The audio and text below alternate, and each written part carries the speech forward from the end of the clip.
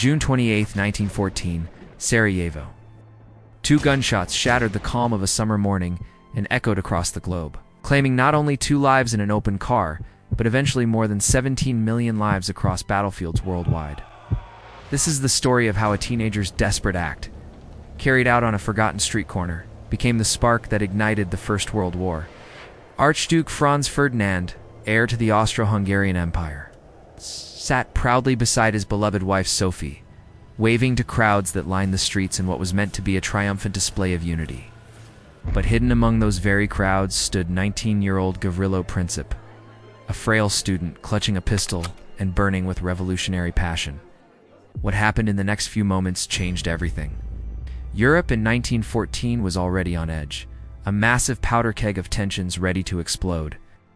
For great empires Germany, Austria-Hungary, Russia, and the fading Ottoman Empire competed for dominance, while France and Britain watched closely, each protecting its own interests. Austria-Hungary was perhaps the most fragile of them all, sprawling patchwork of ethnicities from Germans and Hungarians to Czechs, Croats, and Serbs.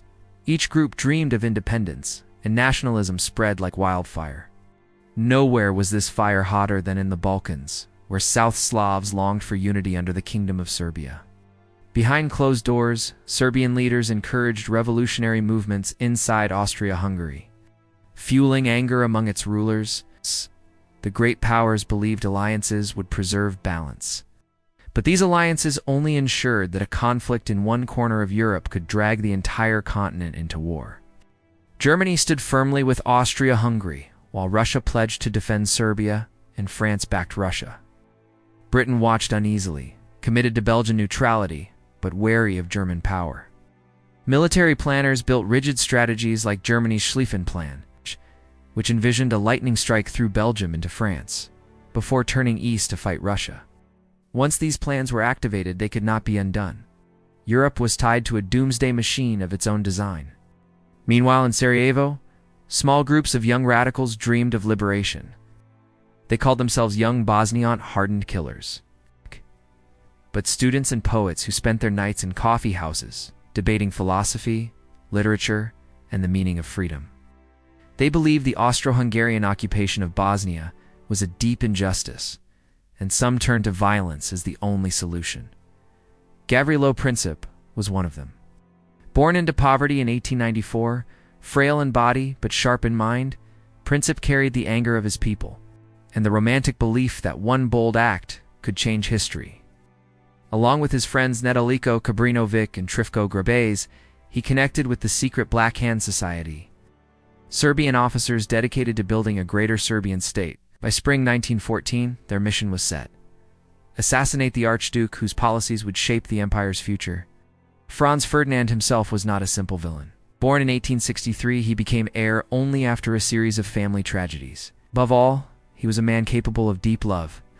In 1900, he married Sophie Chotek, a Czech countess, despite fierce opposition. The marriage was morganatic, meaning Sophie could never be empress, and their children would never inherit the throne. At court, she endured endless humiliation, excluded from ceremonies, and forced to sit apart from her husband. Yet their love was genuine, their family happy, and their bond unbreakable. These struggles softened Franz Ferdinand's outlook, making him sympathetic to the idea of reform. His vision was to transform the empire into a triple monarchy, where Slavic peoples would enjoy equal status with Germans and Hungarians. Ironically, this made him a threat to both Serb nationalists, who wanted independence, and Austrian hardliners, who opposed any concessions. On June 28, 1914, the anniversary of the historic Battle of Kosovo, sacred in Serbian memory, Franz Ferdinand and Sophie entered Sarajevo in an open car. Security was lax. The parade route had been published in advance. Along the way, 6 conspirators waited. At 10 o'clock a.m., Nedeljko Kabrinovic hurled a bomb. But it bounced off the folded roof of the Archduke's car and exploded beneath the following vehicle, injuring officers and civilians. Rather than retreat, Franz Ferdinand insisted on continuing. When he reached the town hall, he was visibly shaken, but he pressed forward, determined not to appear weak. After the ceremony, the Archduke decided to visit the wounded in the hospital. In the chaos, his driver was not informed of the change in route.